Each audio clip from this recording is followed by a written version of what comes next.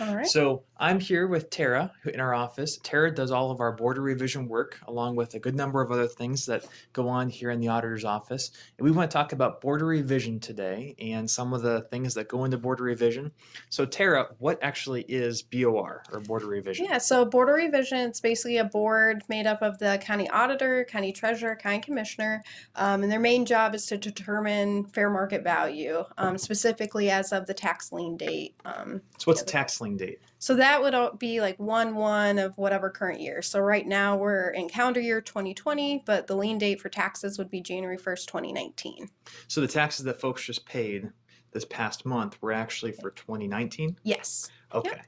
And so if someone were to come in to file for a border revision, what would they bring with them? What type of documentation should they have? Right. So first thing, they would need the border revision complaint form. We don't consider it a complaint. That's just the name of the form. But they would need it's the DTE form 1, and on there they would have to state, what value they're asking for. Some helpful documents if they have a recent appraisal. We would want that appraisal report. If they have any photos, to show condition of the property. If it's been a recent sale, we'd like the recent sales documents supporting, like purchase price. Things like that we could look at. So you can't just say, hey, my house isn't worth what you think it is, and I just don't think it's worth that. You have to have Right. actual proof. Yep. We want something to substantiate or back up that value you're asking for. So then why would someone actually file for a border revision? Well, probably if they got their tax bill, they're not happy with it. What I tell people, if your value you think's too high, think of, could you sell your property? If you had it on the market, do you think you could sell it for that value? And the value's key, not just the tax dollars. So you said taxes. So does the border revision actually change taxes, or is there something else that the board of revision actually is meant for? Yeah, so the board can only change value. We can't change the taxes due to levies voted on or certain exemptions some people are eligible for and others aren't. So the board strictly looks at the value of the property. Okay.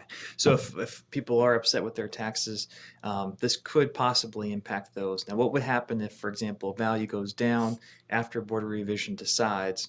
Would, I get a check, for example, or a credit, or what happens? Yeah, so you could potentially get a check as long as you've, made a payment on time and we adjust the value, that wouldn't in turn adjust the tax dollars. You would either see it as an adjustment on your second half bill or as a refund check. Okay. And what's the actual process? So if I want to, you said application earlier, so I have the application, I can get it. Where can I get it? And do I have to come in person and fill it out? And then what happens after I turn in that application? Yeah, so we have them available online, right on the auditor's website. There's a fillable form. You can do it right online, print it out, or you can always come in our office and we have them, and I can help, kind of guide you through the steps. But once we have a completed form, it goes through our appraisal staff. Will take a look at it and kind of see what needs to happen next from there. And what's the deadline to get in that form? March 31st. So that is a hard deadline. We do accept if you mail them the postmark date of March 31st, but that is, a very definite deadline. And then what should I submit in with the application? What's important? Because I can't just say, oh, I disagree with my value, but what? Right.